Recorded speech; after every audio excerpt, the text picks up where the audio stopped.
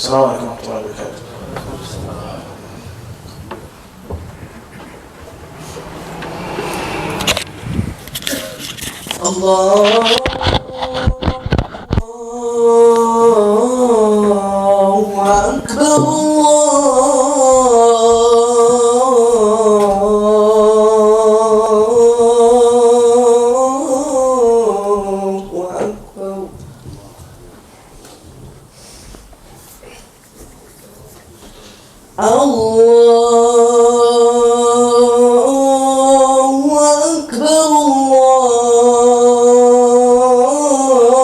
الله أكبر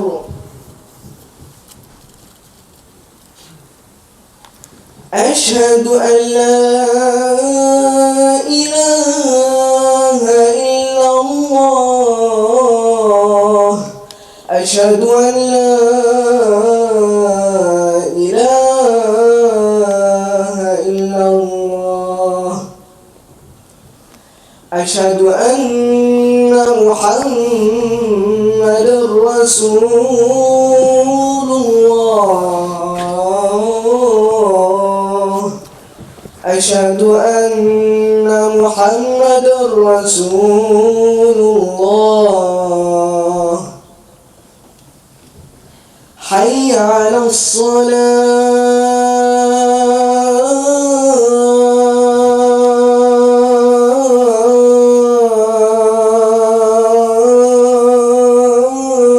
الصلاة حي على الصلاة حي على الفلاح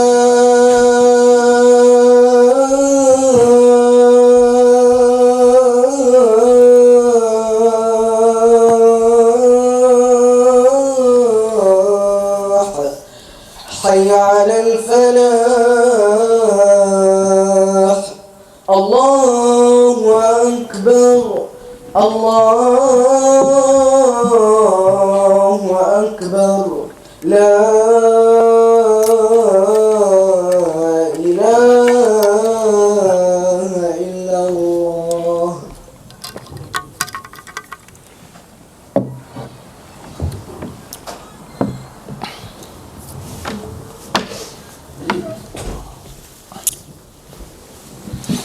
إن الحمد لله نحمده ونستعينه ونستغفره ونعوذ بالله من شرور أنفسنا ومن سيئات أعمالنا من يهده الله فلا مضل له ومن يضلل فلا هادي له وأشهد أن لا إله إلا الله وحده لا شريك له وأشهد أن محمدا عبد الله ورسوله صلى الله عليه وعلى آله وصحبه وسلم تسليما كثيرا.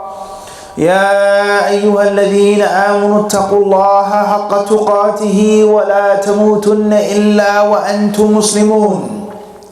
يا أيها الناس اتقوا ربكم الذي خلقكم من نفس واحدة وخلق منها زوجها وبث منهما رجالا كثيرا ونساء واتقوا الله الذي تساءلون به والأرحام إن الله كان عليكم رقيبا. يا أيها الذين آمنوا اتقوا الله وقولوا قولا سديدا يصلح لكم أعمالكم ويغفر لكم ذنوبكم ومن يطع الله ورسوله فقد فاز فوزا عظيما. أما بعد فإن خير الكلام كلام الله سبحانه وتعالى وخير الهدي هدي محمد صلى الله عليه وعلى آله وصحبه وسلم وشر الأمور محدثاتها وكل بدعة ضلالة. أما بعد, today's khutbah will be on one of the spectacles of death, one of the things that take place, and that which is called al-yawm al-akhir, the last day, quote unquote, the last day. And what's meant by this word or this term, this compound word al-yawm al-akhir, the last day, two things. The first is death with regards to every single individual. And the second thing is resurrection and the ultimate ending of this worldly life as we know it.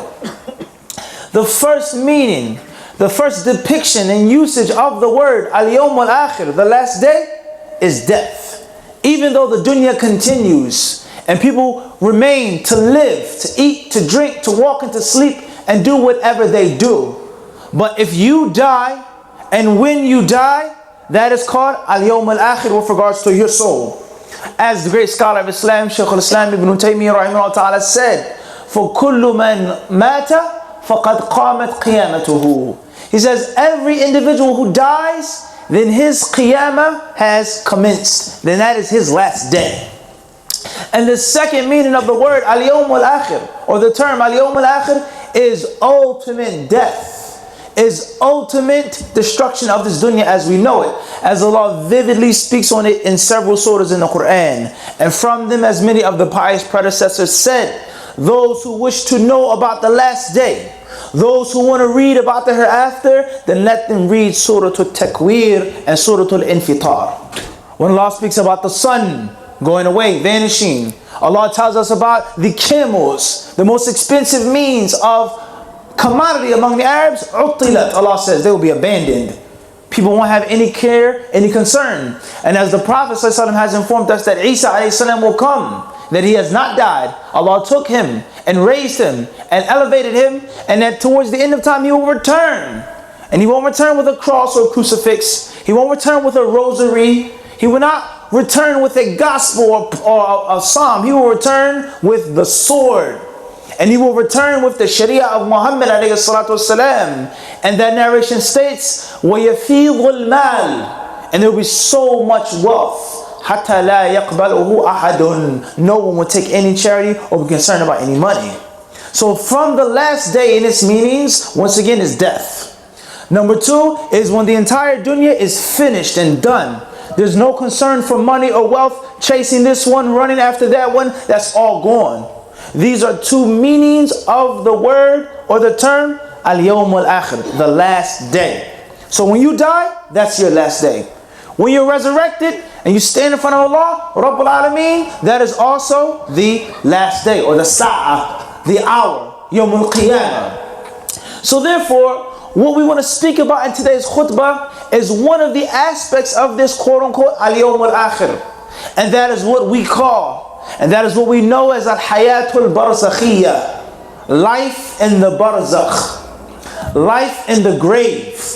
Not punishment in the grave necessarily, not blessings in the grave necessarily, not the fitna of the grave necessarily, not the dummatul qabr wa dajjatul qabr, the tightness of the grave, the snugness of the grave necessarily, but the sheer concept is that there is life in the grave. There will be punishment, wal-iyadu billah, in the grave. And as the Messenger of Allah ﷺ told us, despite all of the numerous things he saw that Allah showed him, that he was given the vision to understand and to realize, he says, I never saw a sight إِلَّا أَنَّ الْقَبْرَ أَفْضَعُ مِنْهُ, except that the grave was more horrible, more scary, and more terrifying than that.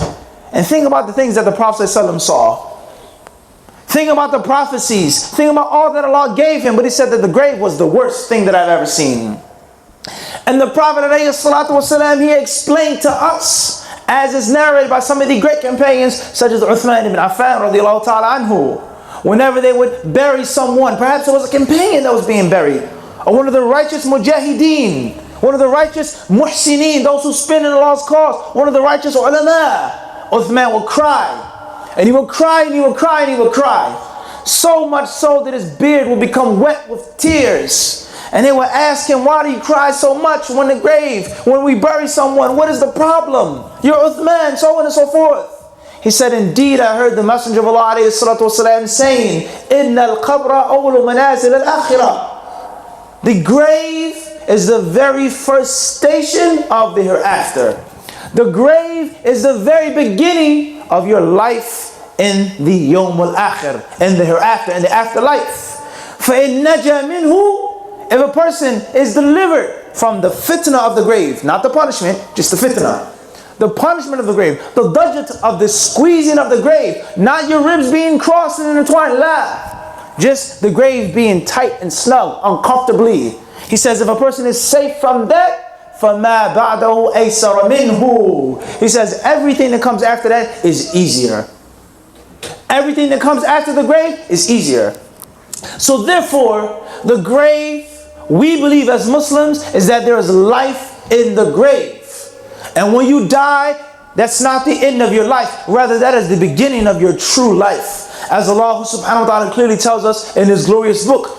And indeed, the hereafter, He says, لَهِيَ الْحَيَوَانُ لَوْ كَانُوا يَعْلَمُونَ. He says, if they only but knew, that's the true life. You've begun your true life. This life is nothing but a rest stop. It's nothing but a bridge, a corridor. It's nothing but a checkpoint. The food that you eat, the drinks that you enjoy, the clothes that you put on your body, your children, your wealth, all of these things will go away. They'll be taken away. And those people on your deathbed, وَلِيَذُ بِاللَّهِ, most of them will only be concerned about their own loss. Your wife comes to the hospital, you have level 4 prostate cancer or lung cancer. Your husband comes to visit you, you have breast cancer, you're dying. The doctors have lost hope. You're not even in the hospital, you're in a hospice now. Khalas. There's no hope. It's a downward spiral. He's not coming back. Your wife comes crying. She's not crying because you're going to be asked in the grave. Your wife is not crying because you may be punished. Your wife is not concerned that you may be burnt. La. Your wife is crying because she's losing her husband. That's it. Your children, they're not thinking about the adab al-qabr and the barzakh. The only reason why they're crying is because Abby is leaving. That's it. Those who come for your estates and your business and this and that, your boss at work, I send my condolences. That's it. Work goes on. Life goes on. Someone else will come and fill your shoes. Perhaps better. None of these individuals are concerned about your life in the barzakh. La, that's not how it works. Except for a righteous brother or a righteous sister. Not a husband, not a wife, not children, but a akhun salih, as many of the pious predecessors said. And perhaps a righteous husband, and perhaps a righteous wife. But in most cases, it doesn't work like that. These people, they only cry for their own loss. The money that you had, that you saved, that you amassed, how did you get that money? Allahu alam. Did you have it in a checking account, a savings account? You sold alcohol, you sold the flesh of swine, you sold musical instruments, you sold, you bought, you did this. Allahu alam. But all of that money is going to go away. It's going to be dispersed. It's going to be split up, sliced up, and chopped up, and given away. And the only thing that remains with you in that barzakh are your deeds. Your salah in the morning, your salah at night, the tasbih, the takbir, the tahleel, the sadaqah that you gave, the hajj that you made, the umrah that you performed, and the list goes on of righteous deeds. That's the only thing that remains with you in the barzakh. So from that which the Muslims believe in is that which is called al-hayatul barzakhiyah or hayatul barzakh, which does not mean punishment in the grave, blessings in the grave, fitna of the grave. Rather, it only means life in the grave. And that when you pass and when you're put into that dark, cold hole in the earth, your true life begins. If you stand firm by Allah's permission, if you answer the questions by Allah's permission, then things will take place of blessings and of punishment, of poison, of fumes, of fire, of putrid stench, or of beautiful, wonderful fragrances and aromas. You will see your place in paradise or see your place in the hellfire. Wal-iyadhu billah. So this is called the life of the barzakh. And the word barzakh literally means hajizun. It's something that is a barrier, is a door or wall between one or two things. As Allah mentions in Surah Al-Rahman about the two seas. Baynahuma, between them is a what? Barzakh, is a barrier. Allah the Exalted, He tells us in Surah Al-Mu'minun, the chapter of the believers. And the end of this surah, man who is a great liar, Man who was a great cheat. Man who tries to trick and to deceive the one who made him and created him. He will ask Allah, the Sublime and the Exalted, for a chance to go back. Oh Allah, allow me to visit my wife who's bereaved. Allah. Oh Allah, allow me to go with my son to the basketball court and shoot one more hoop with him. Allah. Oh Allah, allow me to go back with my students and my teacher. La. لَعَلِّي أَعْمَلُ صَالِحًا فِي مَا تَرَكْتُ. Perhaps I will work deeds of righteousness. Perhaps I will go back and make the salah and fast the month of Ramadan and come to the masjid outside of the month of Ramadan. Perhaps Allah gave you two strong legs. Allah gave you two strong legs, but you don't walk to the masjid. And yet and still we find brothers who walk, waliyadu billah, with crutches, in a wheelchair. When you travel overseas to the Medina, the Prophet city, rather I saw in Yemen, a man coming to the masjid with no legs, walking on shoes on his knees and wooden crutches on his elbows. And he would come to the masjid all of the time. You have young, strong legs, feet, shoes, cars, and you don't come to the masjid. Allah the Exalted, He says, Kalla, nay, no, I don't think so. Allah says, إِنَّمَا هِيَ, He says, it's only كَلِمَةٌ هُوَ قَائِلُهَا وَمِنْ وَرَائِهِمْ بَرْزَخٌ إِلَى يَوْمِ يُبْعَثُونَ. Allah says, it's nothing but a word. It's nothing but a statement. It's nothing but lip service. That's all it is. It's a lie, a cheat. If you went back to the dunya, you would do the exact same thing. Those same bad, evil deeds. If Allah took you back to life, you would still refrain from the masjid unless it was food being offered in the masjid. Wala hawla wala quwwata illa billah. Do we realize this, brothers? How Muslims only come to the masjid for food. If there's no food, the masjid is empty and dead, tumbleweeds, literally in the musalla. If there's food, there's no place to pray, no room. Everyone comes just to eat. What is this? Do you think on the day of Qiyamah, Yawm al-Akhir, in the Barzakh, you're going to be concerned with food? You're going to be concerned with these worldly possessions, these material means? So Allah the Exalted, He says, and after that, or between them, He says, is a Barzakh, until the day in which they will be resurrected. In other words, there is a barrier between the dunya and the akhirah. In other words, there's a door, a gate between the hayat al-dunya and the hayatul ukhrawiyya, the afterlife. And this is what we call al-barzakh. So what happens in that barzakh? And what is the proof that there is life in the barzakh? How do we know that there's going to be living? You're going to see and hear while you're in the grave. How do we know these things? I ask Allah subhanahu wa ta'ala to enlighten us all and allow us to see clearly. Allahumma ameen. We ask Allah the Sublime and the Exalted to open our eyes and ears before that terrible time comes.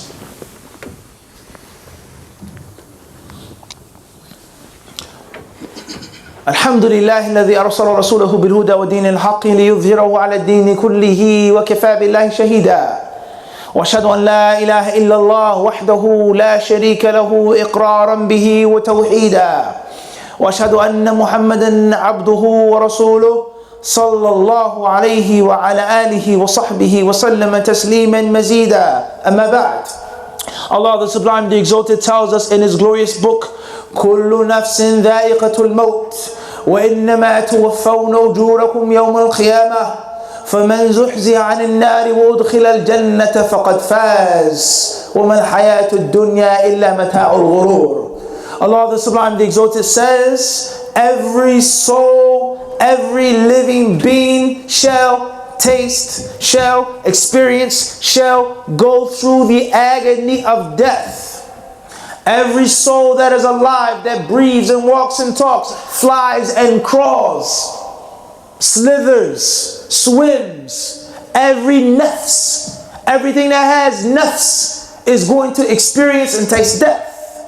But you will only be given your rewards in full on the day of judgment.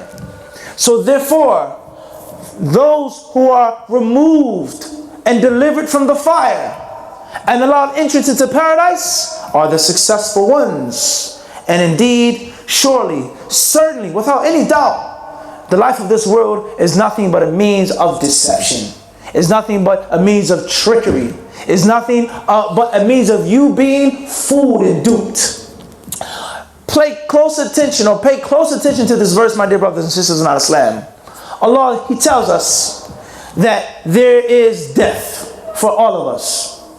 He then tells us you'll be given your deeds, good or bad, positive or negative, righteousness or wickedness, or whatever type of deeds you performed on the day of judgment. But He doesn't just say you'll be giving your deeds on the day of judgment. He says, وَإِنَّمَا تُوَفَّوْنَ, you'll be only giving your deeds in full. That means, and that establishes, is that you will be given the reward of your deeds. You will be given the fruit of your good deeds and your bad deeds, but not on the day of judgment. Because if I say to you, I will pay you in full on Friday, that means Monday, Tuesday, Wednesday, and Thursday, it's possible for me to pay you. I'm going to give you some money, but the whole entire check only comes on Friday. You'll be given all of your money on this date. But before that date, you can be given some of your money. You get your true reward. You'll see the real benefit of it, and thereafter, in other words, you'll see some of the benefit in the dunya.